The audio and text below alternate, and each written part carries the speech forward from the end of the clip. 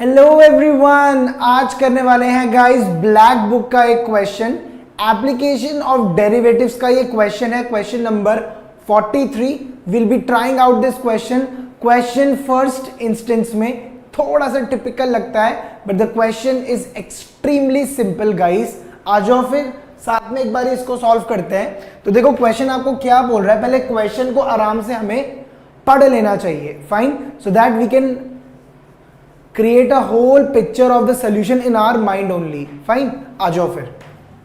देखो क्वेश्चन आपको बोल रहा है कि if the tangents at P and Q, sorry P and Q नहीं है, if the tangent at P of the curve y square is equal to x cube intersect the curve again at Q। Fine, तो imagine करो हमारे पास एक curve है and इस curve पे एक टेंजेंट है, यही बोला है ना, if the tangent at P of this particular curve. तो ऐसे करके अगर मैं टेंजेंट ड्रॉ करूं तो उसने बोला कि जो टेंजेंट है ना ये P पॉइंट से जाती है आपकी। Fine, this tangent goes from a point P और ये आगे जाके दोबारा से इसी कर्व को इंटरसेक्ट करती है एट सम पॉइंट Q। यही मेंशन है, intersect the curve again at Q। Fine, and the straight line OP and EQ, उसको अभी बाद में देखेंगे। अभी मैं थोड़ा सा यहां पे अजम्पशन कर लेता हूं गाइस। मैं अज्यूम कर रहा हूं कि जो P पॉइंट है ना उसमें कोऑर्डिनेट्स हैं x1, y1। फाइन, और जो Q पॉइंट है उस पे कोऑर्डिनेट ले लेते हैं x2, y2। क्लियर है? अब उसने क्या बोला है कि intersect the curve again at Q and the straight line OP and OQ have the inclinations A and B where O is the origin। तो ये देखो OP और जो ये OQ है ये ओरिजिन से निकलते हैं और OP एंड OQ का जो इंक्लिनेशंस है वो A और B है। OQ की ओरिजिन का पॉइंट है गाइस, तो उसका जो कोऑर्डिनेट हो जाएगा that would be 0, 0। Fine, then 10 alpha upon 10 beta has the value. अच्छा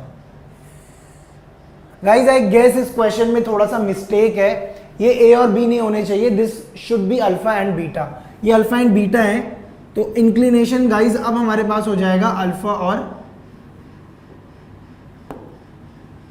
इंक्लिनेशन हमारे पास हो जाएगा अब अल्फा और बीटा। तो ये है हमारा पूरा का पूरा सीन फॉर द क्वेश्चन।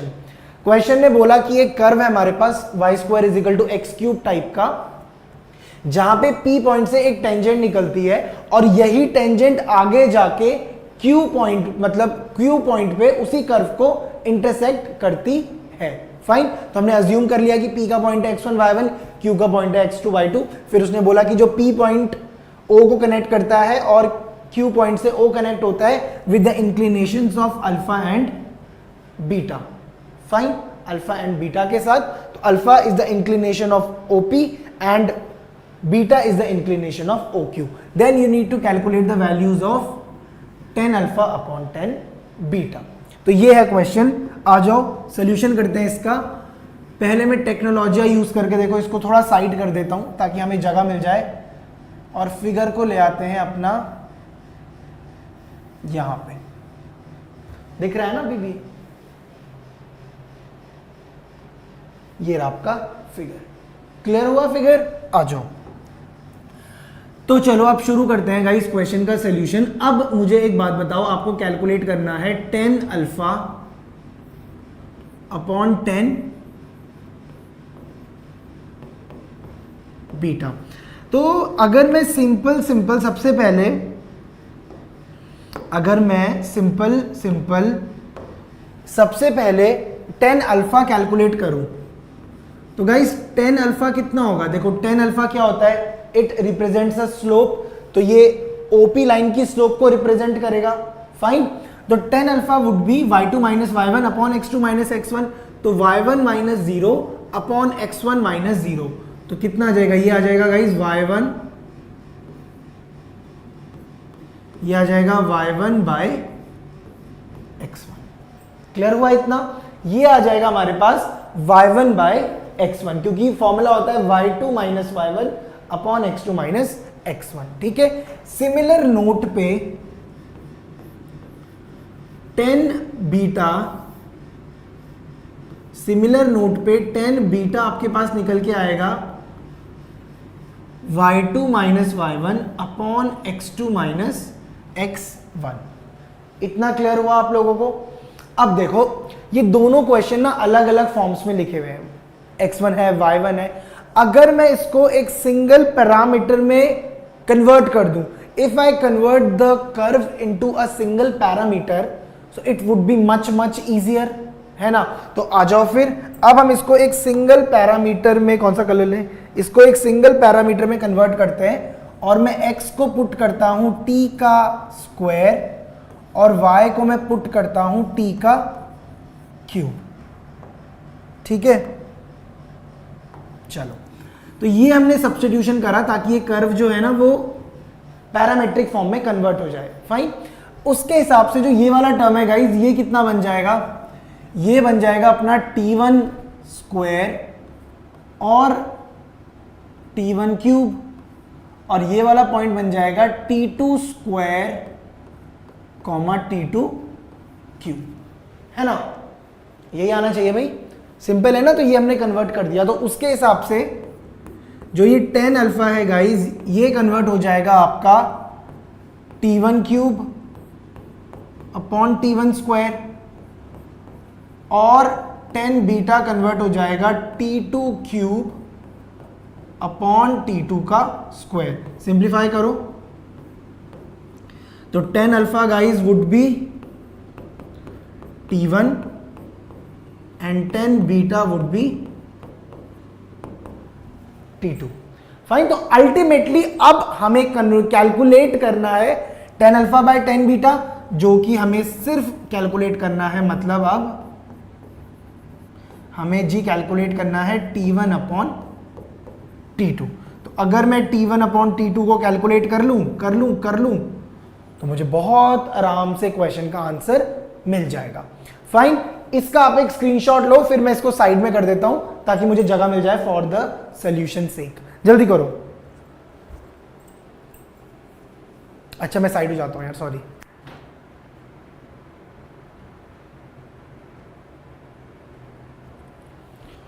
आ जाओ फिर, अब चलो दोबारा से टेक्नोलॉजी यूज करते हैं और इसको थोड़ा सा साइडलाइन कर देते हैं दोबारा से।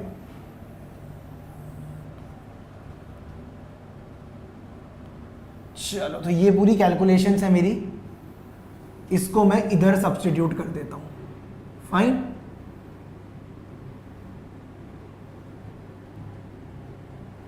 अरे इसका टेक्नोलॉजी अभी बड़ा पुराने जमाने का है लग रहा है, देख लो। चलो अब सही टेक्नोलॉजी यूज हुआ है शायद, अभी आपको दिख रहा होगा, फाइन। तो जी ये हमने पूरा का पूरा कैलकुलेशन कर दिया एंड हमने जो है कन्वर्जन कर दिया अल्फा अपॉन बीटा का t1 अपॉन t2।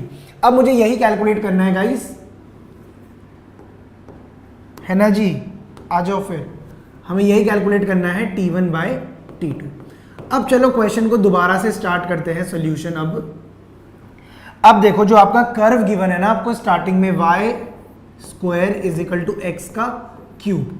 अब क्योंकि आपको डिफरेंशिएट करना चाहिए कर्व को, तो अगर मैं इस कर्व को डिफरेंशिएट करता हूं ताकि मैं 10 तक पहुंचूं, तो it would be 2y dash is equal to 3x square, यही होगा ना differentiation. And guys y dash कितना आ जाएगा यहां से, 3x स्क्वायर अपॉन 2y। और अगर मैं पैरामेट्रिक फॉर्म में कन्वर्ट करूं और x और y की वैल्यूज पुट कर दूं, तो x कितना है, t का स्क्वायर, तो यहां कितना आ जाएगा वो, t का स्क्वायर है, t की पावर 4, और नीचे y आ जाएगा t का क्यूब। तो गाइज ये आ गया हमारे पास 3/2t, फाइन। सो y डैश हमारे पास आ गया 3/2t। तो मुझे स्लोप भी यहां से मिल गई। अब बस मुझे इक्वेशन ही तो लिखनी है ना। अब मैं ऐसा क्यों कर रहा हूं वो भी आपको एक बारी बता देता हूं, इसको भी साइड कर देते हैं, एक सेकेंड ना।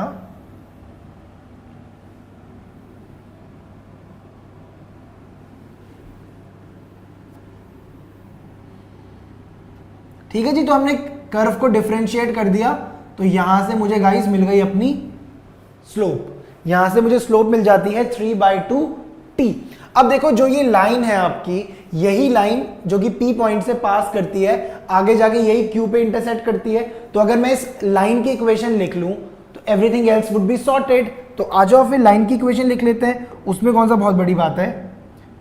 तो गाइस लाइन की इक्वेशन होती है y minus y1 is equal to slope, और स्लोप हमने निकाल दी है 3/2 t x माइनस x1। इसको एक बारी डाइजेस्ट करो, और पहले तो एक स्क्रीनशॉट ले लो उसका, जल्दी से जल्दी से जल्दी से।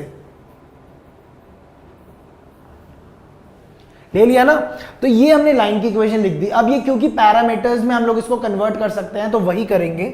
y कितना हो जाएगा गाइस, t का क्यूब, और y1 कितना हो जाएगा, t1 का क्यूब। क्या कर रहे हो सर, ये तो सिंपल है। अच्छा 3/2 के साथ t भी था गाइस, सॉरी t भी है, t, और इधर आ जाएगा अपना x माइनस, और x1 है अपना t1 का स्क्वायर, x1 है अपना t1 का स्क्वायर। फाइन, चलो अब गाइस, अच्छा x की भी तो वैल्यू है हमारे पास, एक सेकेंड है, एक सेकेंड, x की भी वैल्यू है हमारे पास विच इज t का स्क्वायर, ये लो। तो देखो ये पूरा क्वेश्चन T1 और T2 में अब हम सॉरी T और T1 में हमने कन्वर्ट कर दिया है। अब इसी को आपको सिंप्लीफाई करना है। फाइन, अब देखो ये जो आपका, इसमें आप एक काम और कर सकते हो, अगर आपको थोड़ा सा टिपिकल लग रहा है, रुको मैं आपको वो काम बताता हूं, और इजी करते हैं इसको, रुको। तो एक ही स्टेप में हमारा आंसर आ जाएगा अभी। तो y1 तो आपको समझ में आ गया कि t1 का क्यूब है जी, ये t भी ठीक है, और ये है अपना x, को अभी x मत रखो,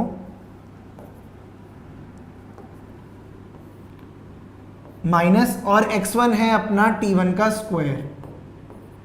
तो गाइस एक बात बताओ, ये जो x और y है, मतलब ये जो आपकी लाइन है, यही आगे जाके q पे भी मिलती है ना, मतलब x2 y2 वाले पॉइंट्स पे भी।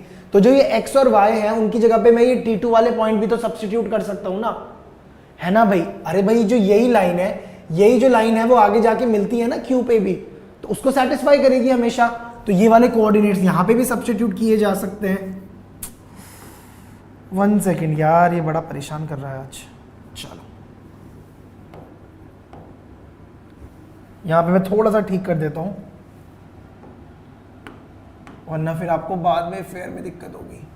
ठीक है, आ जाओ। तो y की जगह पे मैं पुट कर सकता हूं t2 का क्यूब, और यहां पे x की जगह पे मैं पुट कर सकता हूं t2 का स्क्वायर। फाइन, देख लो एक बारी अच्छे से देख लो, ठीक है। और इसको मैं लिख सकता हूं t1, है ना, इसके हिसाब से, सिंपल है। तो ये है हमारा पूरा का पूरा कन्वर्जन। अब इसी को सिंप्लीफाई करना है, तो दोबारा से गाइस थोड़ा सा मैं टेक्नोलॉजी यूज करके इसको साइडलाइन कर देता हूं।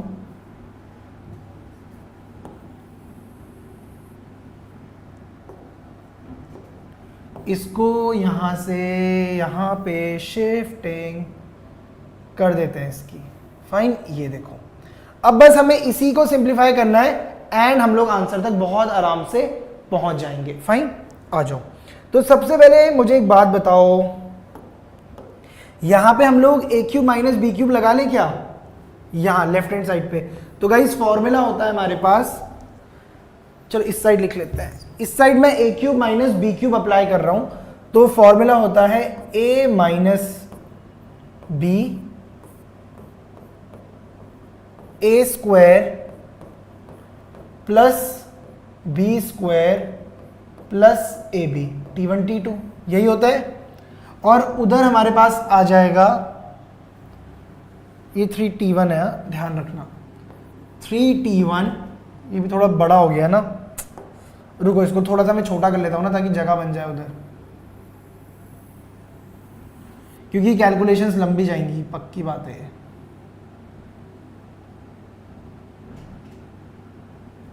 ठीक है, तो इसको मैं लिख लूंगा इधर 3t1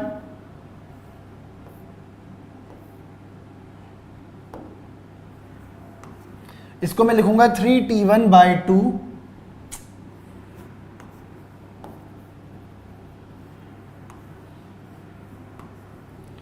इसको मैं लिखूंगा 3t1/2 और इधर गाइज हमारे पास आएगा t2 minus t1 t2 plus t1 which is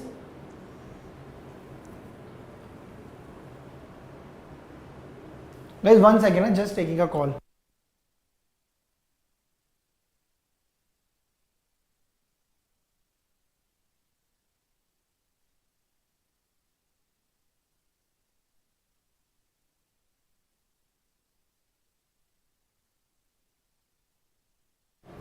fine guys, तो ये हमने कन्वर्ट कर दिया। अब देखो t2 t1 से t2 t1 कैंसिल हो जाएगा और ये वाला टर्म 2 को क्रॉस मल्टीप्लाई कर लो, 2t2 square plus 2t1 square plus 2t1 t2 और उधर आ जाएगा 3t1 t2 प्लस 3t1 का स्क्वायर।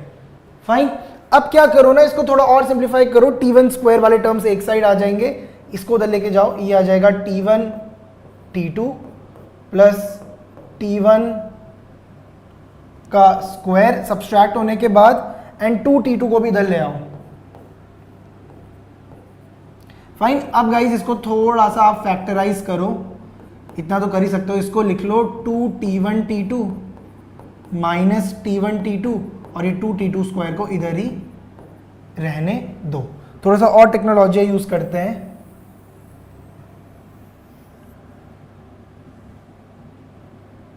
तो थोड़ा सा छोटा कर देते हैं, लो ठीक है। तो हमने बस सिंप्लीफिकेशन सेक के लिए वो सब किया है गाइस, तो रुको मैं थोड़ा सा कलर बता देता हूं ना ताकि आपको दिख जाए बाद में आराम से। आ जाओ, तो यहां पे देखो, अगर आप यहां से t1 को कॉमन लोगे तो आएगा t1 प्लस 2t2 और उधर से अगर आप t2 को कॉमन लोगे तो आएगा t1 प्लस 2t2 और अगर आप सिंप्लीफाई करोगे तो t1 माइनस t2 और यह आ जाएगा t1 प्लस 2t2 और इधर है आपके पास 0। तो अगर आप दोनों तरफ अभी क्वाड्रेटिक को कंपेयर करवाते हो तो यहां पे आपको दिखाई देगा, अगर आप दोनों तरफ क्वाड्रेटिक को कंपेयर करवाओगे तो आएगा t1 इजिकल टू t2 और उस वाले से आ जाएगा t1 is equal to minus 2t2, मतलब t1 upon t2 is equal to minus of 2। तो एक आंसर आपको ये मिलेगा और एक आंसर आपको ये वाला मिलने वाला है। अब देखो t1 और t2 आपस में बराबर नहीं है, those are the different points, तो ये आंसर रिजेक्ट हो जाएगा और t1 upon t2 minus 2 would be the apt answer. तो अल्टीमेटली आओ यही निकालना था ना, t1 upon t2 which becomes equivalent to minus of 2। तो इस तरीके से ये पूरा क्वेश्चन हमने सॉल्व करा गाइस। अगर आपको अच्छा लगा हो चैनल को सब्सक्राइब करो। Take care guys, stay blessed, bye bye, love for you all guys, Tata.